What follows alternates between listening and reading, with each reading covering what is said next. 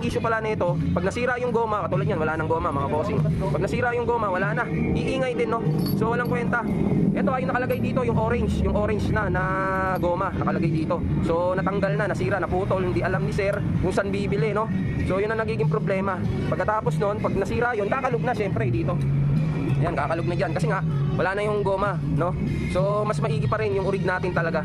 Ito hindi pang matagalan to mga bossing. Morning mga bossing. Okay, dami nating customer, oh. Grabe. Ito karga mga boss, kakargahan natin yan 130cc. Tapos Honda Beat carb, UI 125. Tapos yun engine refresh, yung Honda Beat na to.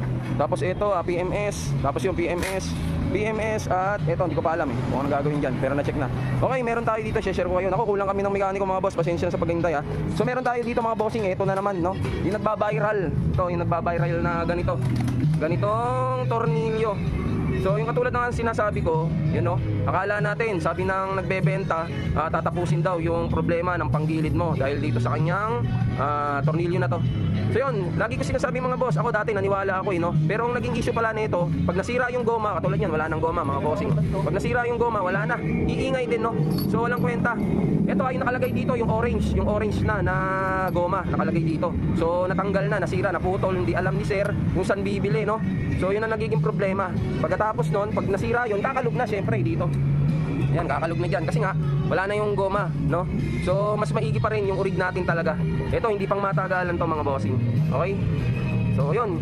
Yung nagbebenta na ito, kinuha pa yung picture ng vlog ko. Kinuha niya pa para lang i-sample, pero yun, hindi rin pala maganda. Okay? Mas mainam pa rin yung stock natin na crankcase at saka yung stock na shafting. Okay, ito wala to. Hindi pang matagal to mga bossing. Pag nasira yung goma, wala na to, no? Okay.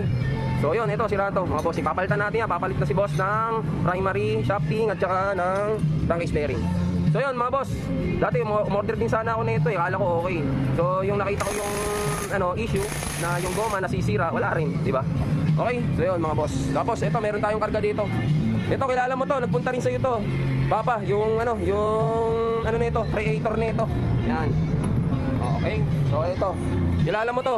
So alam ko na. Siguro nakikilala mo to, no? Yun, marami kang pinagkikwento sa akin, sinisiraan mo na naman ako. So asan ka ngayon? Okay? Asan ka ngayon? Yun. Alam ko natatandaan mo tong motor na to. Ang dami mong pinagsasabi sa akin. Hindi mo alam na matagal ko ng tropa to, no? Matagal ko ng tropa to.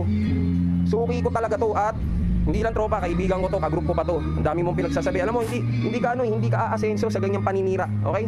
So yun, katulad yung produkto mo, di ba? Hindi naman pala maganda. So ngayon, aayusin ko ngayon.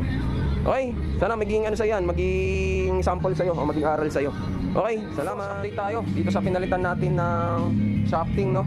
Honda Beat card mga boss. Tapos yun, pinutol uli natin yung tornilyo kasi nga naiwan na naman ni boss yung kanyang urig na tornilyo. Yan, yung may goma pinutol natin para makawi si bossing. Tapos bago na yung shafting niya, bago na yan. Tapos bago na rin yung crankcase bearing niya, original yan mga boss. Yan ang tamang solusyon, no? Okay, so ngayon, eto medyo okay. So ang main reason dito, yun, yung dito yung ito, hindi talaga magandang klase ito. Kulay orange na goma yung nilagay dito, ganun pa rin. Okay? Alam niyo naman siguro kung sino seller na ito. Okay, salamat. Yun lang mga bossing.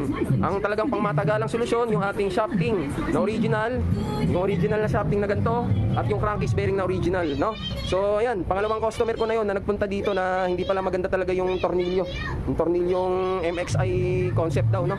So yun, maayabangan pa tayo na dumating sa atin na ganyang problema. Okay, salamat. Ayun na.